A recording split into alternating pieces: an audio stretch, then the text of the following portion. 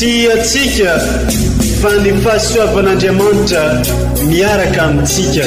Isika fa ny fahasoavan'Andriamanitra miaraka amintsika noho izy roa atsika sandrivaky sy asantsika miaraka aminy. Ny fianakaviana no taniketsa ipoiran'ny vocation. Déploie ton cœur et viens nous sauver.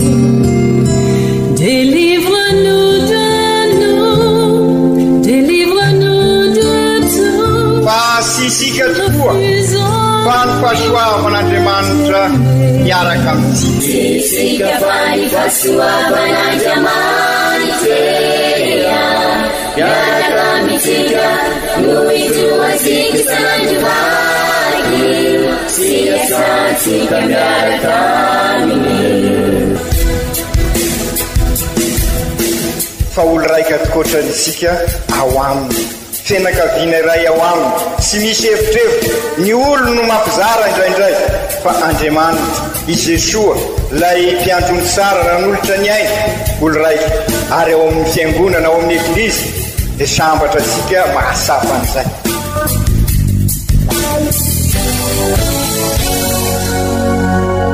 Olo araiky atsika atambatry ny fanahy masina kamiray, olo araiky ao amin'ny Kristy.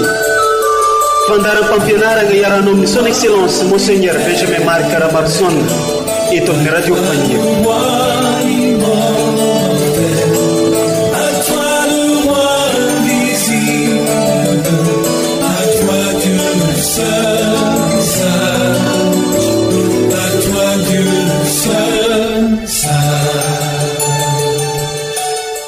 Faly manolotro fiarabagna amintsika jiaby an-tokantrano sy amin'ny toerana maro samihafa izay magnaraka tsy tapaka ity radio faniry radio mamitsika ity.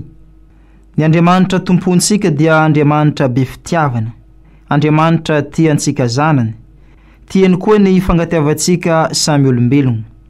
Amin'ity alahady tsotra faharoa amby telopolo mandavantaona ity dia omeny eglizy loha hevitra atsika dia ny hoe izay tia mahafoy. Ndeha hoenointsika sy raisintsika i Kristy tenin'Andriamanitra amin'ny alalan'ireo vaky teny masina omeny eglizy atsika amin'ity alahady tsotra faharoa amby telopolo mandavantaona taona be ity sy ny fampianarana ray aman-drenitsika dia Monseigneur Archevêque Benjamin Marc Caramarson.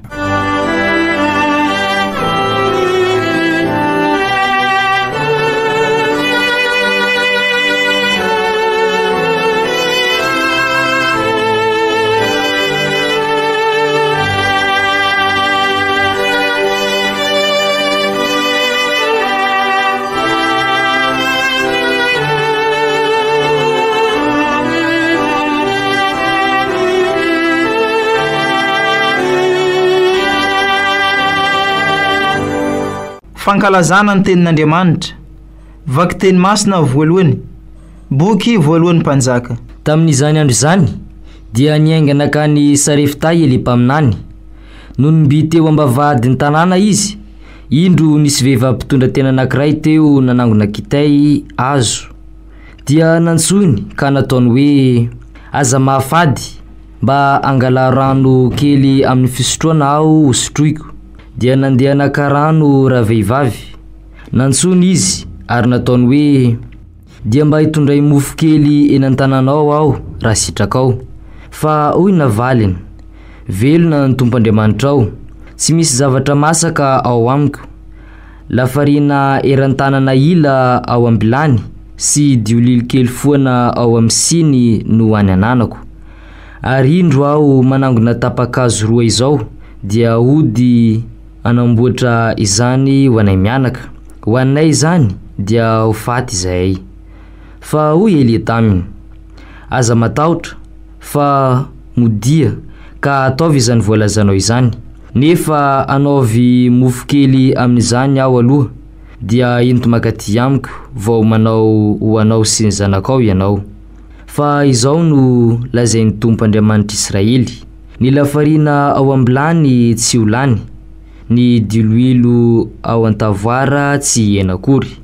mandra-piavy ny andro andatsany tompo ranonorana eto ambonin'ny tany. Dia nandeha raha vehivavy nanao araky ny tenin'ny Eli ka nanankohanina ela izy sy ny ankonany ary Elia koa. Ny lafarina tao ambilany tsy lany, ny diloilo tao amin'ny tavoara tsy nihena araky ny tenin'Andriamanitra nolazainy tamin'ny alalan'ny Elia.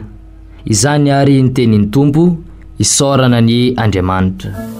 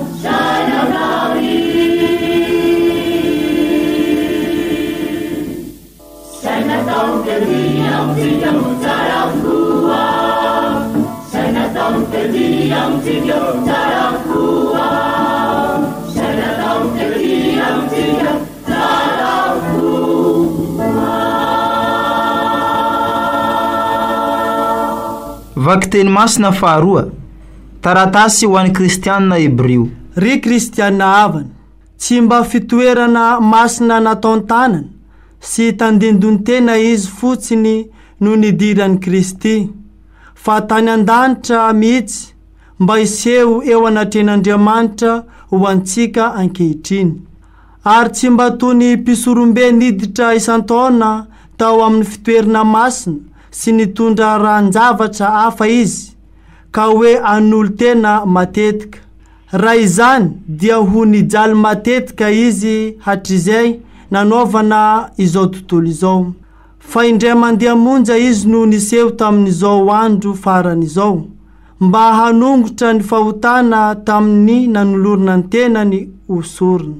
Ary tony nandreketan'ny olona ho fatindray mandeha sy ho tsaraina rehefa afaka izany, no nanolora ny Kristy ny tenany indray mandeha monja koa, mba hanala ny fahotany maro sy mbola isehoany tsy aminota fandroany, mba hamonjy izay miandry azy.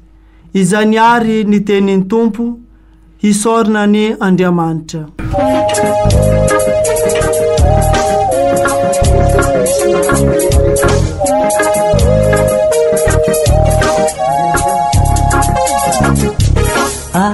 Alleluia, masin'ny tenin'ny tompo. Alleluia, mahery. Alleluia, masin'ny tenin'ny tompo. Masinye mahery. Alleluia, masin'ny tenin'ny tompo. Alleluia, mahery. Alleluia, masin'ny tenin'ny tompo. Masinye mahery. Ombatsika menaka vianeny tompo, ho tanteraka tokoa iza. Evanjely masina nosoratany masina Maria, voninahitra eo anao ry tompo. Tamin'ny zany andro izany, izao no nolazainy Jesoa tamin'ny fampianarana nataony tamin'ny vahoaka. Maina amin'ny mpanoradalana izay tia mitsangatsangana miankanjo mirebareba sy ny arabaina eny an-kianja ary ny fipetrahana voalohany ao amin'ny sinagoga mba amin'ny fitoerana ambony amin'ny fanasana. Fa miseho ho manao fivavahana lavareny izy ireny, kanjo mihinana ny fananany mpitondra-tena, ka vao maika hoelohina mafimafy kokoa. Indray andro raha nipetraka tandrify fandatsahan-drakitra i Jesoa, dia nijery ny fandatsahan'olona tao, ary maro ny mpanakarena no nandatsika be, ary nisy mpitondra-tena mahantra anankiray tonga teo koa ka nandatsika farantsakilo 2 ankevity ny vary 2 venty avy. Dia nantsony Jesoa ny mpianany ka nilazany hoe, lazaiko marina aminareo fa io mpitondra-tena mahantra io no nandatsika be indrindra tamin'izay rehetra nandatsika tao amin'ny fandatsahan-drakitra. Satria ireo rehetra ireo nandatsika ny ambiambavany, fa izy kosa nandatsika izay ilainy, dia izay rehetra nananany sy ivelomany. Alleluia, masin'ny tenin'ny tompo. Alleluia, mahery. Alleluia, masin'ny tenin'ny tompo. Masinye mahery. Izany ary ny teniny tompo, derany ho anao ry Kristy.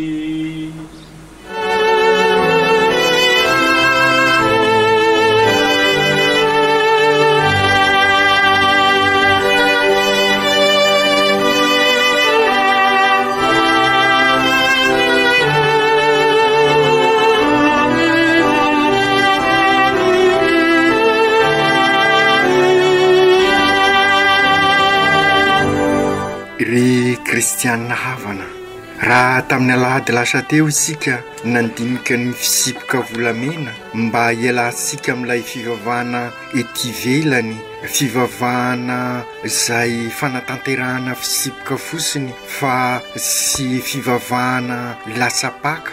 Ka tamin'izay indrindra nanomezan'i Jesoa siny an'ireo mpanoradalana sy farizianina tamin'ny fotoan'androny, ka amin'izao alahady fa 34 amby mandavataona zao dia miditra lalindalina amin'ny fandinianan'izay fisipoka volamena izay isika. Ka nilazany Jesoa mianoa ry Israely, mianoa ry Israely ny tompo andriamanitsika, ny tompo andriamanitra tokana, ka tiavy ny tompo andriamanitra ao amin'ny fonao, amin'ny fanahinao, amin'ny sainao, ary herinao manontolo. Izany hoe tiany eglizy ho sapasika rehefa miroso ho atranotsika ary tsy ho ela dia hifarana ny taona liturgika, dia izay indrindra no ametrahany eglizy ary amin'ny alalan'ireo vakiteny fandrindra ny evanjely mametraka an'ilay didy fototra ny fiainantsika dia ny fitiavana an'Andriamanitra sy ny fitiavana ny namana. Nolazasika ary fa io no lalam-piainana ho ansika raha te ho taranaka mpanorona tokoa isika, hanorona tontolo iainana izay mila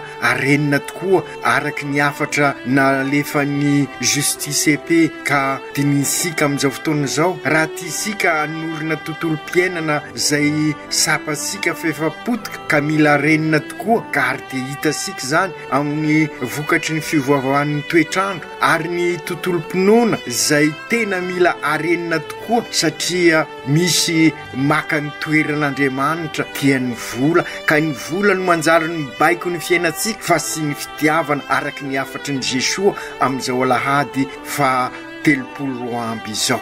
Ry kristianina ava-malala, ireo rehetrareo ary raha sapatsika sara, raha sikaritra sika sara no sy maintsy ho alalintsika amin'ny alalan'izao sinoda izao, izay sinoda izay amin'ny fizanonana fahatelo izay azo lazaina fa sinodiny sosialy, satria andiniansika ny tontolo mpiainantsika rehefa avy nandinika ny tontolo iainantsika isika, ary indrindra avy nankalaza aniny kongresy eukaristika izay torolalana mazava afahatsika mametraka n'izay tontolo mpiainantsika izay, ka ahatonga sika ho Kristy mpiarabelona amin'ny olona. Ry kristianina havana, miainga avy amin'ny experience tsy mifahazahoasika ny fisipoka volamena ireo dinika rehetra ataosika amin'izao fizanonana fahatelo 3e session zao. Fisipoka volamena nasongaditsika izay azo fitinina amin'ny hoe fanompona sy fahafoizana, ka ohatra sy modely no nomeny Jesoa ka amiainga avy aminy tsika, ary izay nataosika hoe fiainana eukaristika. Ka izao lahady izao ary ry kristianina havana, mefa miomana sika amin'ny fanatanterahana ny asom-pinoana maneraka sika Jesoa, sy hoe fanoharana no nataony fa zavatra hitany misy ny fahitany an'ilay mpitondra-tena mahantra nandasaka izay nananany no nalainy ohatra, nalainy modely ho ansika henosika sara tao amin'ny evanjely. Indray andro raha mipetraka tandify ny fandasan-drakitra Jesoa dia nijery ny fandasaky ny olona tao, ary maro ny mpanan-karena no nandasaka be, ary nisy mpitondra-tena mahantra anankiray tonga tao koa ka nandasaka faransa kely 2 akevitry ny vary 20 avy. Izany no fitiavana tsy misy takalo, fitiavana maimaim-pona avy amin'ilay mpitondra-tena, ka sy gaga isika raha navolagny Jesoa ka nilaza fa bravo an'ilay vehivavy. Engany isika ihany koa vonahafoy ka ahazo an'izay bravo avy amin'ny Jesoa zay amin'ny ezaka rehetra ataosika amin'ny fandraisana tanana. Toetra tokony ananasika tokoa ry kristianina havana, anisan'ny toe-panahadiny, anisan'ny 5F raha tadiditsika sara ny fahafoizana, ary mbola nantitrateritsika tamin'izao kongresy eukaristika von'ny faranasika zao, raha te hanorina tontolo mpiainana afahasika mifandray sara sika ka mifanasoa mifampitsimina, dia sy maintsy mandalo amin'ny fahafoizana ary ny fanompona. Ary dia io no toetra n'ilay mpitondra-tena, anisan'ny sazoa siny sy maintsy fenoina ho isika raha tadiditsika sara, raha niresaka momba ny sazoa isika ny fahafoizana.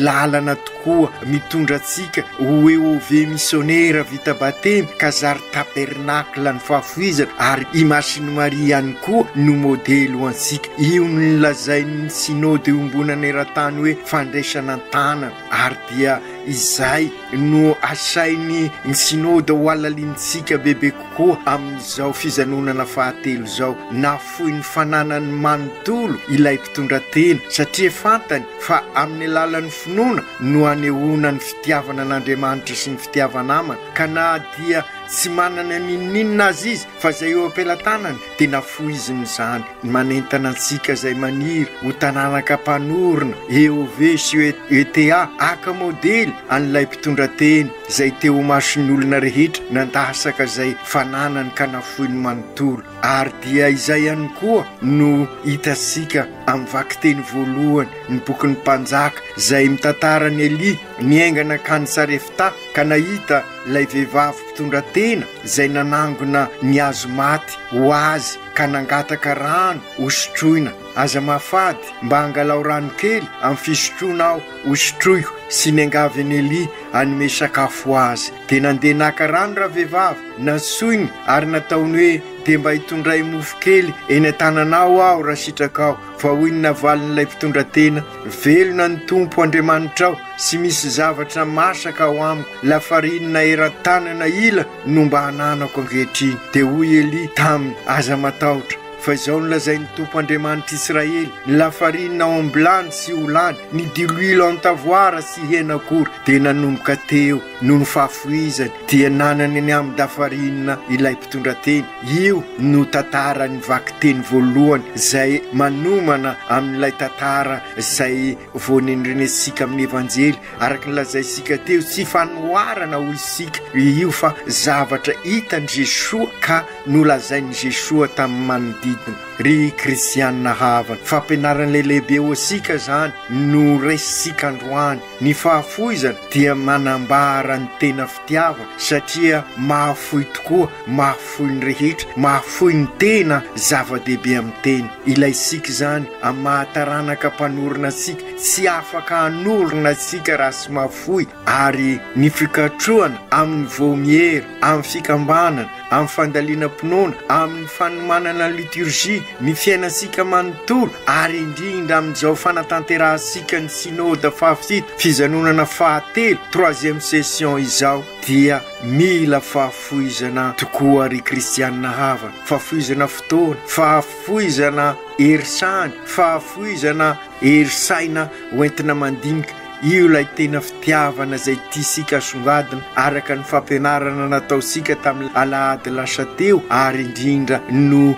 diniansika nandritra ny kongresy eukaristika ka io no fisipoka volamena ho isika ka eto dia mivelona n'izay fisipoka volamena zay lay mpitondra tena ka io fisipoka io no mandrindra ny fiainansika eo anivon'ny tontolo iainana eo anivon'ny tontolo mpiainana eo anivon'ny tontolo mpinoana ka zay tia mahafoy zay tokoa ry kristianina havana raha mivelona ny fitiavana tokoa isika dia mahafoy i Jesoa no modely ho antsika izy zay lazain'ny mason-dahapoly eo amin'ny taratasiny ho an'ny Filipianina izy zay manana ny toetra mahandriamanitra azy nataony tsinotsinona ho farany ambany izany toetran'izany mba ho famonjenantsika ka izay indrindra ry kristianina havana raha te hanavao ny fiainansikasika raha te hanorona tranobe iombonana araka ny sitrak'Andriamanitra isika dia sy maintsy mandalo amin'ny fahafoizana amin'ny fahasahiana mahafoy anana faharetana ary anana ny fanatretena mazava ho azy sy misaraka amin'ny fitiavam-bavaka izany rehetra izany satria ny fitiavam-bavaka dia efa fanehoana an'izay fahafoizana izay ry kristianina havana sarany manantitrantitra fa ny volana novambra ny volana fanatanterahasika ny asom-pinoana eto amintsika araka ny tapaka tamin'ny filan-kevitra pastoraly ary amafisina amin'izao fanatanterahasika ny synody izao ary ny ankalazasika azy dia amin'ny Kristy mpanjaka ka Andriamanitra no manoro lalana ansika sy misy kisendrasendra ao amin'Andriamanitra satria ny vakiteny atolotra ny eglizy amin'io andro io sady lahady mamarana ny taona liturgika dia mampiseho amintsika miariary fa anisan'ny toe-panahy fototra ahafahantsika manorona ny hoavy ny fahafoizana satria ny any ny hoavy fahasirampiso ka zay afoinao androany no entintsika manorona ny fiainansika manorona ny hoavy sy avita manorona tokoa isika raha sy mahafoy ambaran'ny taratasiny Hebrio fa i Jesoa lay mpisorombe nanolotra ny aino ansika ka izay indrindra fampianaranao asika ka ny fanatanterahasika izao synody Pentekote fahafito fizanonana fahatelo zao nokary aneosika ny fahavononasika ka samy vonina afoy isika anompo ka amizay afaka ifampisimina ifanasoa ka ikasaka ny soiombonana manorina ny fiainakaviamben'Andriamanitra ka ny fihavanana tokoa anasitrana an'izao tontolo zao ary de zay ny fiangana depart vaovao ansika fandrindra moa amin'izao taona pastoraly tao arinan'ny congrès eucharistika ka ny fanatanterahasika ny asom-pinoana no entsika aneonan'izay satria araky ny efa naverimberina amintsika ny dikany hoe asom-pinoana omeko asina ny finoko fa katolika aho mba anamasina ny finoko amin'ny alalan'ireo sakramenta mandrosaka ny fahasoavana ho ahy zay midika ny asom-pinoana omeko asina ny finoko fa katolika aho ka anamasinako ny finoko amin'ny alalan'ireo sakramenta zay mandrosaka amiko ny fahasoavan'Andriamanitra. Izany no nanorenan'i Jesosy ny fifandraisantsika sy nanavozany ny fifandraisantsika amintsika samitsika sy amin'ny Andriamanitra tamin'ny alalan'ny fanoloran'ny tenany hosorona fanavotana antsika ka natonga ny fanekempihavanana vaovao sy mandrakizay nataon'Andriamanitra amintsika olombelona araky ny Eukaristia zay ankalazaysika isaky nalahady ary nasongaditsika manokana tamin'ny kongrès eukaristika teo. Ohatra lehibe ho ansika tokoa ary i Jesosy izy zay nafoy ny ainy manontolo hatramin'ny fandasana ny rano. Eo ihany koa ireo martiry zay modely ho ansika anisan'izany ny olo sambatra Lucien Bosbaso izy ane ivavako ansika ho an'ny firenensika amin'izao fotoana sarotra lalovasika zao ka mba hanjaka tokoa ny tena fihavanana lay fihavanana zay manasitrana an'izao tontolo zao. Engany anampy antsika bebe koa afoy eo amin'ny fiainantsika ny afatra pastoraly amin'izao fa 30 mandavataona zao fandrindra isika miatroka ny synode izao. Ry kristianina havana sy fitiavana saintosainto no ambaran'i Jesosy sy ampianariny antsika izy raha teo naneo tamin'ny fiainany ka oka ivelomansika ny afany ao anatin'ny fahafoizana no anehoana ny fitiavana zay tia de mafoy aoka navao izany sika amin'ny fiainantsika mba sy hisy ny fiasaram-belasy fa rehefa mitia de mitia tokoa. Ry Jesosy tompo ampio ary zahay mba ho tena mpivavaka marina tokoa tahaka n'ilay mpitondra teny zay hitanao tao an-tempoly nandasaka ny fananany manontolo. Engany e zahay ahay afoy eo amin'ny fiainanay ary kendry zay mahafaly anao ka tonga anay ho tena taranaka mpanorona eglizy tranon'Andriamanitra sy eglizy olona velona eo amin'ny mpiarabelona ka zary eglizy miaradia miombona mandray atanana mikatroka zariraka ho eglizy olo velomin'ny batemy ka zary tabernakla velona. Masiny Mario ianao ny tabernakla velona voalohany satria nafoy anao ary nanompo ampanaro ary zahay zanakao amin'izao fanatanterahana ny synode izao mba hana io toe-panahy fototra io ka afoy tokoa ary anompo. Masinday Josefo ray mpiaron'ny eglizy eran-tany ianao ka matoko mandrakariva ny fitantananao zahay fa indrindra amin'izao fietrehanay ny synode izao. Aoko tanteraka zany amin'ny anaran'ny Ray sy ny Zanaka sy ny Fanahy Masina. Amen.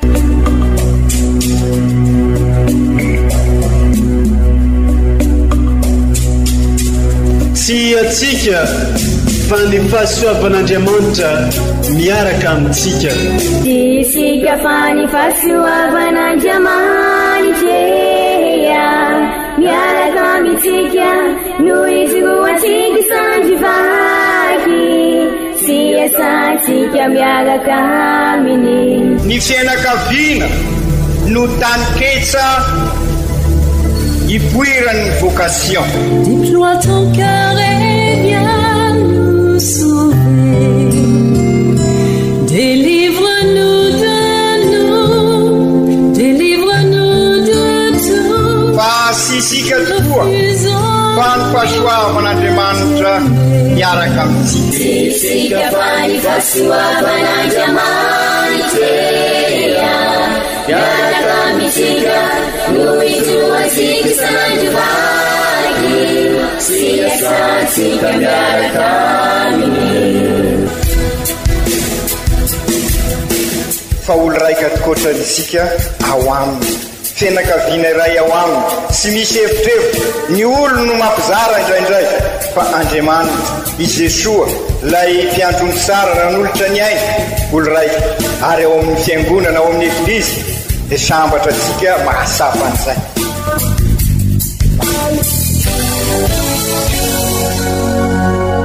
olo araiky atsika atambatry ny fanahy masina kamiray olo araiky ao amin'ny Kristy.